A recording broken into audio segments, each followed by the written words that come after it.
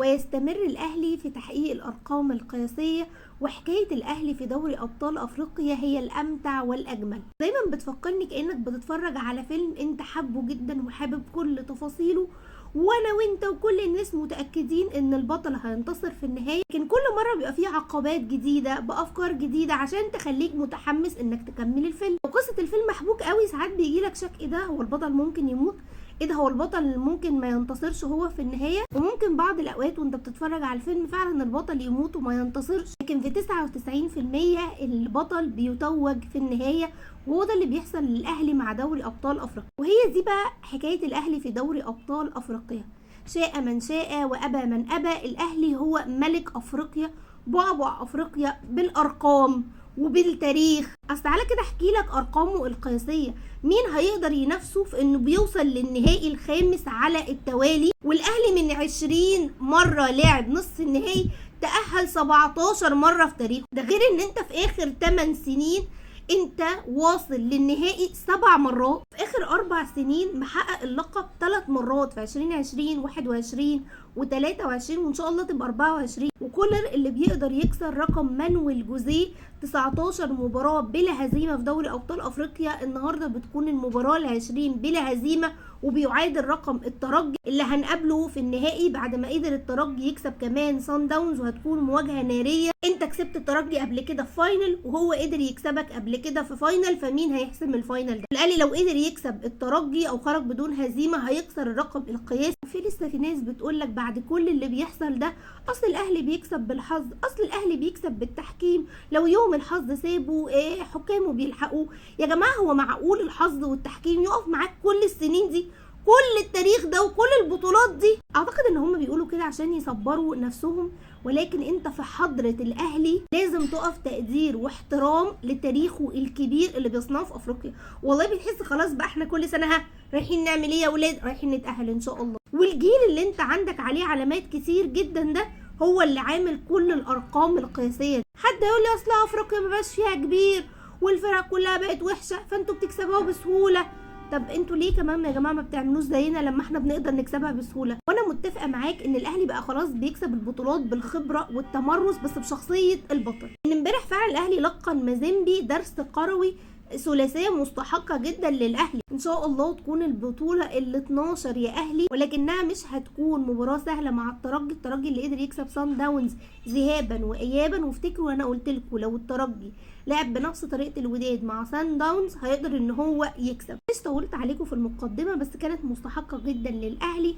من حقنا بقى نفرح وننبسط ان كده عندنا ضغطه مباريات ما شاء الله في الدوري قبل ما نروح نلعب الفاينل، فننبسط شويه ما فيهاش حاجه. انا بس عندي سؤال، هي ايه يا مازيمبي الكلاحه اللي انتوا كنتوا بتلعبوا فيها امبارح دي؟ ويعني ايه ان انا من ماتش 90 دقيقه احنا تقريبا لاعبينه 50 دقيقه مثلا، ده كل شويه حد يقع والجون كل شويه في ايه يا جماعه؟ انا عمري ما شفت تضييع وقت بالشكل ده. ماشي معاك ان انت بتلعب الاهلي وخايف ومرعوب وبتلعب في استاد القاهره، وفعلا مازيمبي الشوط الاولاني ما جاش، ولكن مش كده، ما حدش بيضيع وقت من الدقيقه 5. يحترموا عقولنا شويه، اعرف الناس تضيع وقت في الدقايق الاخيره لما يكونوا متعادلين، بتضيع وقت من اول مباراه. برغم كل تضييع الوقت ده اديكوا اتغلبتوا بالثلاثه، وما لو ما كنتوش مضيعتوا وقت كنت عملتوا فينا. ويطلع لك مدرب مازيمبي يقول لك اصل الاهلي والحكم ظلمنا. حكم ظلمنا ايه يا باشا؟ انت عايز تفهمني ان انت امبارح كنت تستحق ان انت تكسب؟ وده بفضل خطه كولر. الحقيقه انه خط النص للاهلي بتتكلم على اكرم توفيق وكوكا كانوا مميزين بشكل كبير جدا وعملوا لك الفارق، لانه اولا كوكا كان بيرجع هو اكرم توفيق يساعدوا مع عبد المنعم ورامي ربيعه، واقفين قدام خط الدفاع حاميين ليه، مضيقين المسافات بشكل كبير جدا على مازيمبي. استخلاص للكرة هايل من الاثنين، وتقريبا النجمة الكبيرة طبعا هتروح لأكرم توفيق. يمكن كوكا كان ظاهر بس مش زي ظهور أكرم توفيق اللي كلنا فرحانين بعودة مفاسة. هو ده أكرم توفيق بقى اللي احنا نعرفه. أولا فايز ب10 التحامات من أرضية لهوائية، وده تقريبا أعلى معدل قطع واستخلاص الكرة في كل هجمة. الكرة الخطر اللي كانت للسولية هو اللي بدأها أكرم توفيق، وبعدين اتباص تقريبا من عبد القادر راحت لعلي معلول، اللي طبعا السولية دي مكانها الجون يا سولية، دي يمين شمال جون. هو طول الوقت مأدي لك دور استخلاص الكرة، وانه بيشتغل على الكرة التانية ويحولها عليك لما بيكون في ضغط عكسي، ازاي بيجيب الكرة تاني للنادي الاهلي.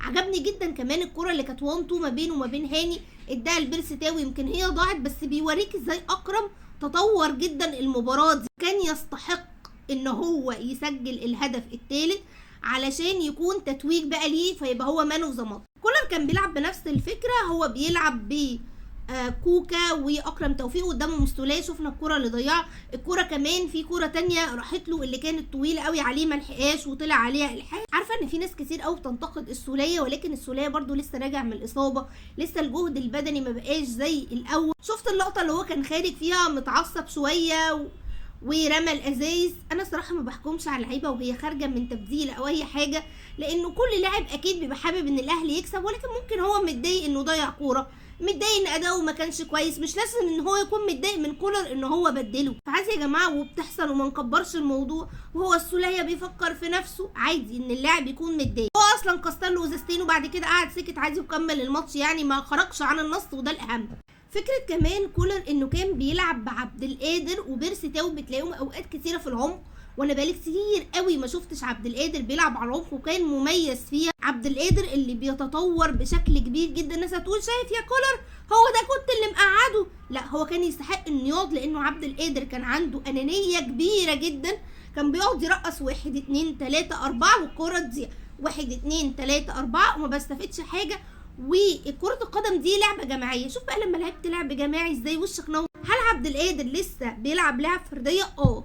مش هيتتغير بين يوم وليلة، ولكن لعبه الجماعي تطور بشكل كبير جدا. في كورة اللي هو اداها تشيب باس حلوة قوي لتاو، يمكن تاو طمع فيها ودي كانت لازم ترجع لهاني او تتبصى لوسام ابو علي، بس هو امبارح كان هو بقى اللي بيلعب فردي اكتر من عبد القادر. كولر كمان كان في بعض الاوقات بيحاول انه يدخل عبد القادر في الجبهه مع تاو، يمكن الفكره ما نجحتش جدا، بس دي الافكار اللي كان بيعملها، لان تاو كان واخد الطرف رايح جاي. احنا زي ما قلنا مازيمبي عندهم نقطه ضعف كبيره جدا في الطرف، المساحات اللي بيسيبوها ورا دفاعهم. والله يا جماعه على الله حكايتهم، والجون احسن ان هو غلط، عشان كان كل شويه يقع. بس ازاي انا الاهلي ما حرقش دمك واكسب كده عادي؟ يعني ثلاثيات جد كولر دي عادي؟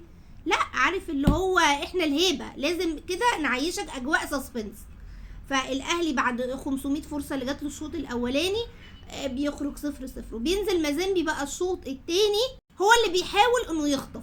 ويا جماعه والله العظيم قلنا خطوره مازيمبي كلها في ايه؟ في العرضيات. فهم جالهم ركنيتين، الركنيتين كانوا خطر جدا. الكوره اللي قبل الهدف اللي هم جابوه اللي طلعوا اكرم توفيق، مش بقول لكم يا جماعه هو يستحق يكون رجل المباراه بجد، دي انقاذ البطوله، يعني هي دي انقاذ المباراه، لانه مازيمبي ما كانش يستحق، ولكن هو لعب على نقطه خطوره. بعديها على طول من عرضيه، وهي دي مشكله الاهلي بقى اللي لازم ياخد بيها باله في المباراه النهائيه، العرضيات والتعامل معاها، سواء كانت الرأسيه او سواء كانت الارضيه. الاهلي ساعات بيبقى عنده مشكله كبيره جدا فيها، لانه في غفله من الدفاع قدروا يسجلوا هدف. طبعا ربنا يخليها لنا ماريا اللي على الفار، اللي لغيته هي الوحيده بصراحه اللي شافت لمسه اليد ولغيته. هنا كان تحول المباراه بقى اللي هو ايه يا جماعه، خلاص بقى ما تتقفلش كده، تتقفل قفله كبيره والله، والكوره بتترفع. انا قاعده بتفرج على الماتش مع ناس، وبعدين قلت لهم بصوا منعم هيخلصها بقى عشان احنا زهقنا، وفعلا منعم قال لي والله ما هي راجعه. وثنائيه منعم وعلي معلول يا جماعه 7 اهداف كلهم اسيست علي معلول، اللي هو كلنا عارفين ان هي هتتشاط كده وبتقع من ايد الحارس تقريبا، دي من الخضه. احتفال منعم يا جماعه مع الجمهور والله فكرنا بذكريات حلوه جدا مع بطولة. انا بالنسبه لي بقى لو تسالني هو ايه احلى هدف في المباراه او احلى هدف في المباراه الاخيره للاهلي، هو الهدف الثاني. من اول ما امام عاشور بيموه بدل ان هو يديها عبد القادر، وبص اصلا عبد القادر كان مكانه فين، لحد ما هو بيديها لعلي معلول. وايه يا جماعه اسيست علي معلول ده؟ ايه ده يدرس يعني اسيستين؟ وبعدين يا جماعه الجامب ده بيطير ده، وسببه علي طار ان شاء الله طبعا، عشان الحاجات دي بتتحسد، واحنا اصلا ما صدقنا يبقى عندنا مهاجم. شفتوا هو بيقول ان هو ما لحقش يتعامل معاها براسه، ولا يعني رجله عليت منه، فقال لك اطير وتيجي زي ما تيجي. ايه الجون المارادوني الحلو ده؟ قاعده كده يا جماعه والله العظيم بتخيل لو موديس كان في مكانه كان ممكن يجيله اصابه. يلا مش بنحب نتريق على حد، ربنا بس يبعد عن وسام ابو علي الاصابات ويحميه ان شاء الله. وسام ابو علي بيثبت ان هو المهاجم الاول للاهلي. لسه في كور بتقع منه، لسه في ما بيتعاملش معاه بشكل، في ضغط كبير جدا بيعمله على الدفاع، بيرهقهم بشكل كبير جدا. في كوره كده اللي هو عمل الدريبلينج فيها وشوط جنب العارضه حلوه جدا. مش هينفع نقفل الفيديو من غير ما نتكلم على مصطفى شوبير اوفا اللي بيحقق رقم تاريخي ليه، هو كمان 7 كلين شيت، ودي ما حصلتش قبل كده في تاريخ اللعيبه. كانت مميزه. لو حد سالك احنا مين قول